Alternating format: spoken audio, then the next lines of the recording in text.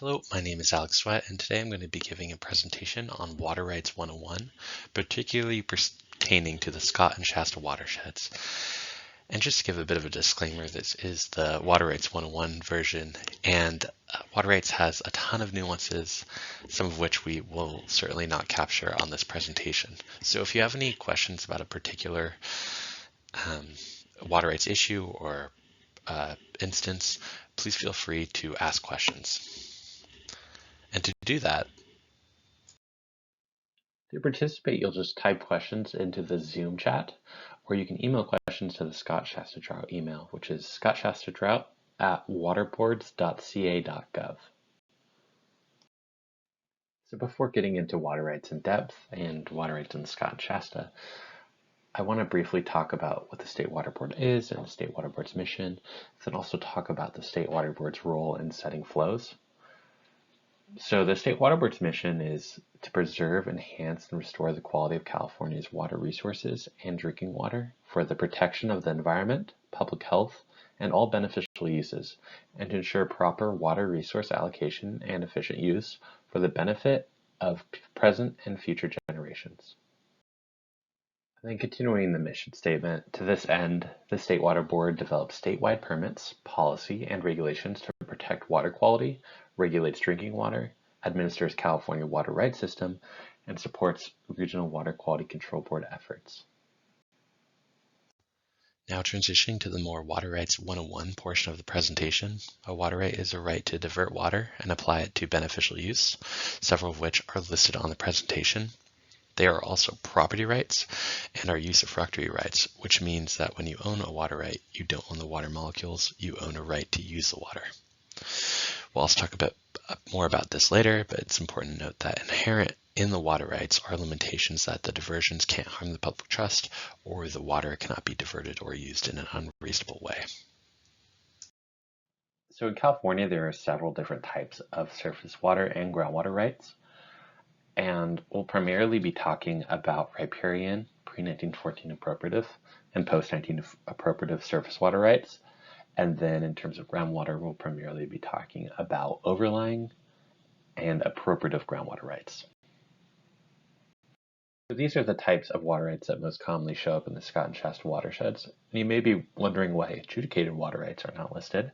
And that's because, and we'll talk a bit more about this later, but that's because adjudicated water rights are not unique types of water rights. They are these water rights listed on the screen, but they've just simply been defined by a court. So again, we'll talk more about that later, but I just wanted to give you that background to show you that I didn't forget about them. So first off, we will discuss riparian rights. Riparian rights can be quite tricky because the rules regarding riparian rights have originated out of court cases over the past 150 years rather than laws written by the legislature. But the first principle is that riparian rights attach to land that's contiguous to a stream. So if you look at the diagram to the right, property A would not have riparian rights because it is not contiguous to the river, but property C could have riparian rights because it's touching the river. Riparian rights can only be used on riparian land within the watershed. So looking at the diagram again, there is a hill or mountain range dividing property B that would create a watershed boundary. So riparian rights could only be used on the portion of property B that would drain back into the river.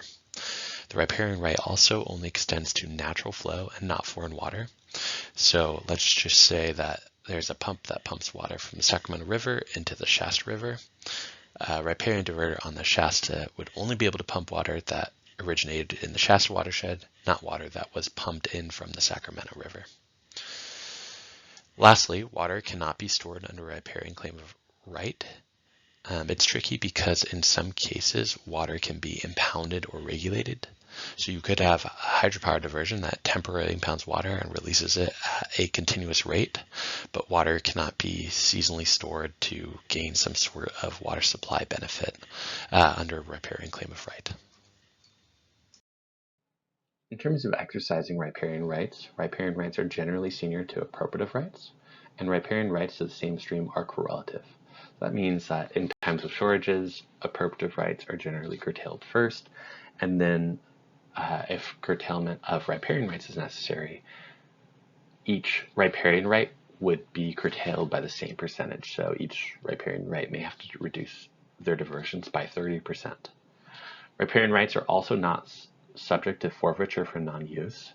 And then specific quantities of water are not associated with riparian right unless the right is adjudicated. So riparian rights extend to what you can reasonably and beneficially use on riparian land, and you can only divert riparian water.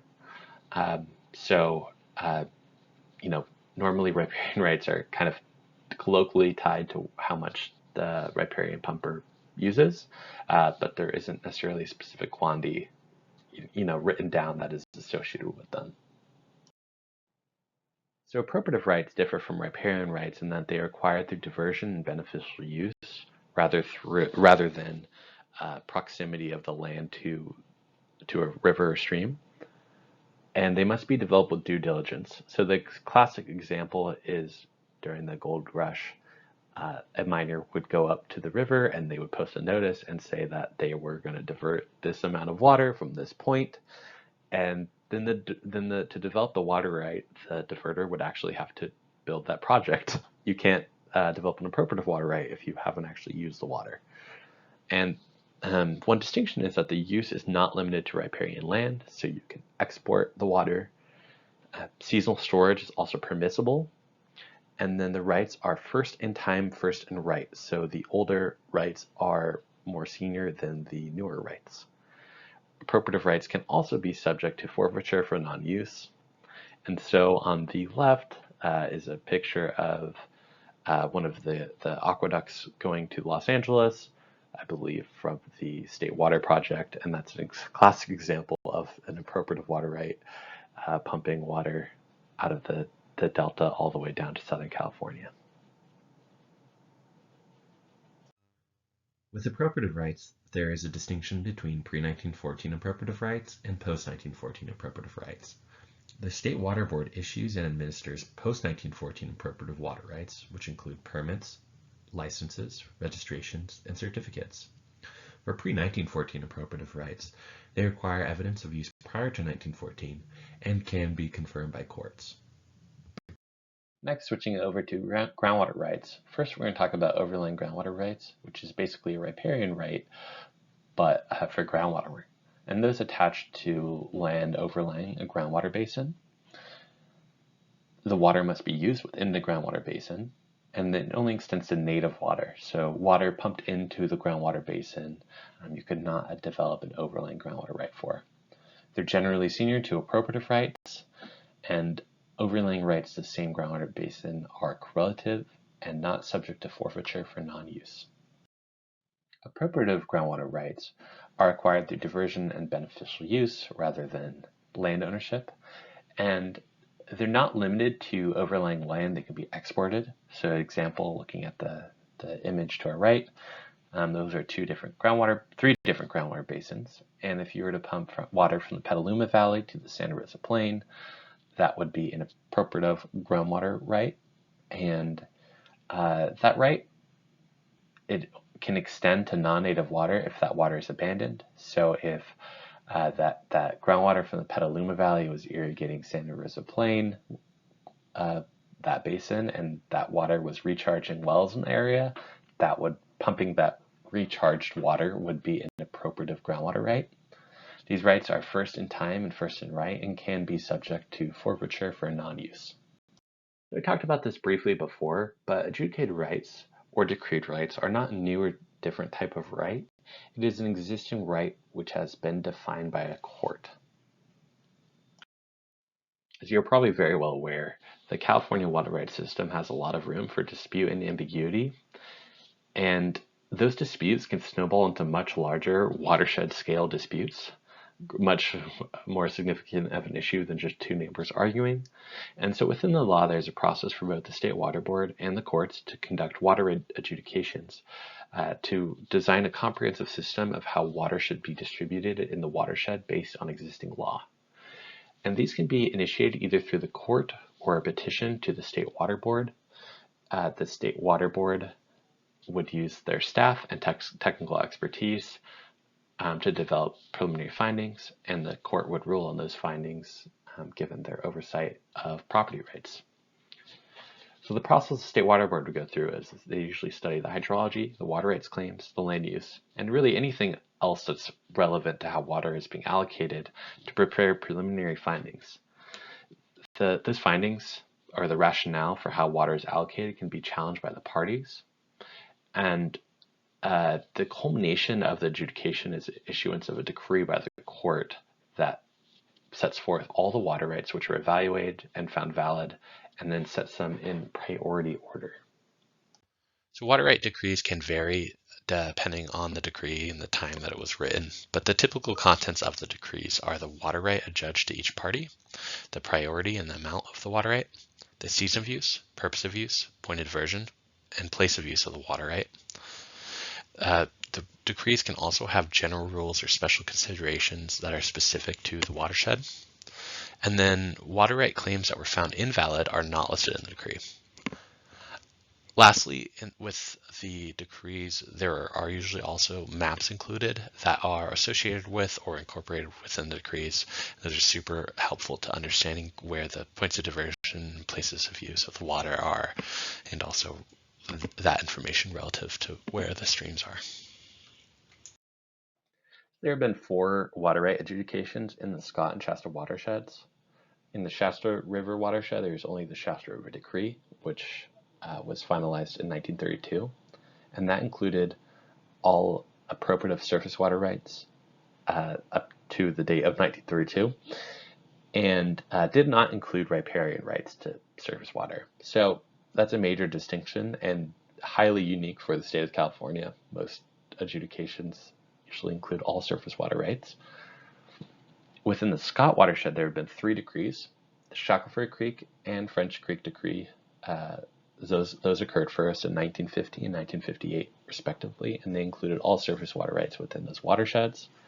The Scott River Decree in 1980 included all of the surface water rights outside of Shackelford Creek and French Creek watersheds, and also outside of the surface water rights to tributaries downstream of the Fort Jones USGS gauge. The Scott River Decree also included some groundwater, which is fairly unique for a adjudication in California. The Scott Valley and Shasta Valley Watermaster District administers the Shasta River Decree, the French Creek Decree, and Wildcat Creek within the Scott River Decree. The district is responsible for ensuring that the decreed water rights within those decrees are managed so that they do not conflict with or cause harm to another decreed right holder. And then the Watermaster District also prepares reports for their water-mastered users. Some diverters may have additional requirements. So if a diverter has a post-1914 water right or water rights not managed by, or not water rights not water-mastered by the Watermaster District, then they may have additional reporting requirements to the State Water Board. If you have questions, feel free to contact the State Water Board or the Watermaster District, and I'm sure either agency could help clear up any questions.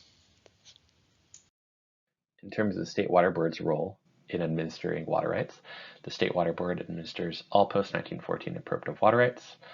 The State Water Board also administers water rights reporting. So all surface water diverters are required to report to the State Water Board, except those that are water mastered. The State Water Board also has public trust doctrine and has a responsibility to ensure that water is not being wasted or unreasonably used. The State Water Board also oversees the development and implementation of in-stream flows. And then the State Water Board also has enforcement authority over water rights against unauthorized diversions, violations of terms and conditions of permits, licenses, certifications, or registrations, and State Water Board decisions, regulations, or orders.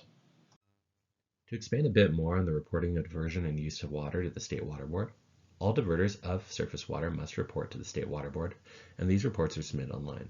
The Watermaster District reports for diversions that are water-mastered. Some diverters may have additional diversions not under Watermaster service, and they are required to do their own reporting for those diversions. Adjudicated rights that are not water-mastered must file an initial statement of water diversion and use. Those are called statements, and they file annual reports thereafter. There are no fees associated with filing a statement. Diverters that divert over 10 acre-feet of water must measure their diversions in accordance with SBD 8 measurement regulations. Reporting water use is really important because, for one, there may be penalties if you are not reporting your water use. There also may be a presumption that you are not using water if you are not reporting, and as we explained earlier, water rights can be lost to non-use, so reporting helps document that you are using water, and the State Water Board will maintain those records for you. One really important thing to do is to inform the State Water Board of any changes in ownership. So there's a change of ownership form available on our State Water Board website, and you can submit that by email, mail, or online. And a direct link to the form is provided below. If you find yourself needing to change how you exercise your water right, the best thing to do is to contact the Water Board for more information. One core principle is that no expansion of the water right is allowed, so you would not be able to change your source, the quantity of water diverted, the season diversion, or the priority, but things you could potentially change are the purpose of use, place of use, or point of diversion, as long as you aren't injuring others or there are unreasonable impacts to fish and wildlife.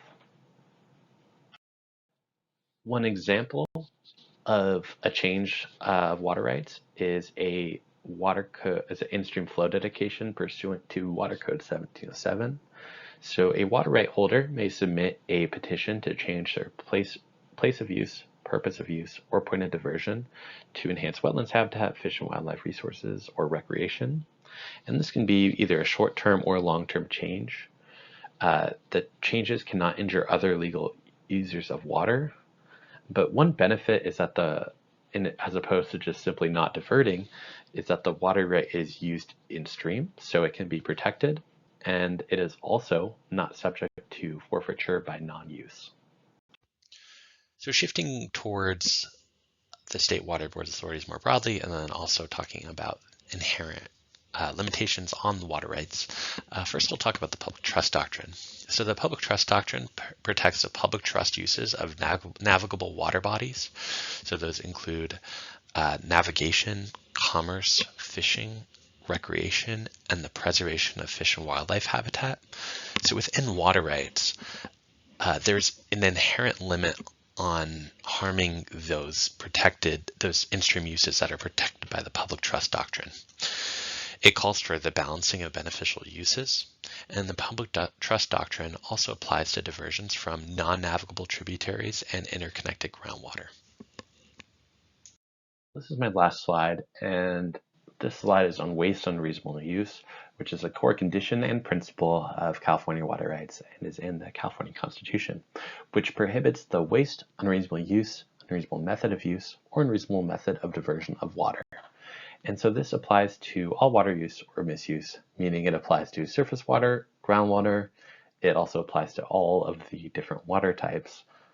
And one thing to note is that it's a dynamic standard. So what is reasonable or was reasonable is fact specific and also subject to change. So this could mean that water use practice might have been reasonable in the 1880s, but is no longer reasonable anymore.